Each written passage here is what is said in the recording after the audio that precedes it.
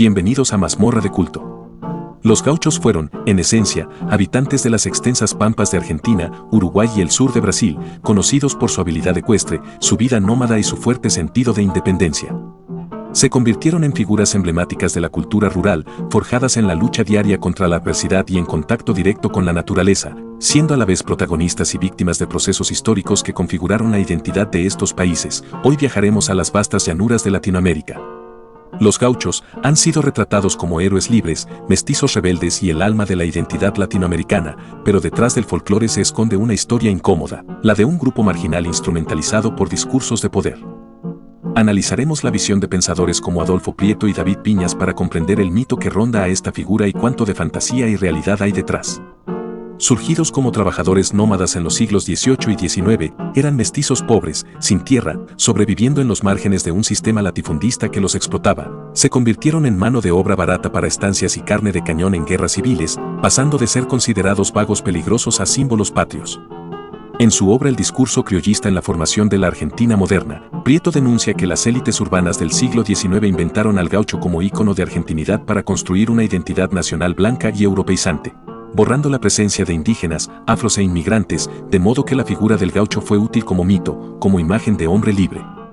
A su vez también ocultando la dura realidad de ser perseguidos por leyes de vagancia y reclutados a la fuerza para guerras que no eran las suyas. Durante las guerras de independencia, los gauchos jugaron un papel crucial como guerrilleros, pero, según señala David Viñas en Literatura Argentina y Realidad Política, una vez ganada la libertad, las mismas élites que los habían utilizado como soldados los trataron como amenaza, persiguiéndolos con leyes de reforma agraria que privatizaron tierras comunales. De esta forma, el gaucho libre se transformó en un perseguido en las ciudades modernas, siendo sometido tanto a la resistencia como a la derrota, en un proceso en el que el alambrado de púas, los ferrocarriles y la llegada de inmigrantes europeos los relegaron a la condición de peones asalariados o parias.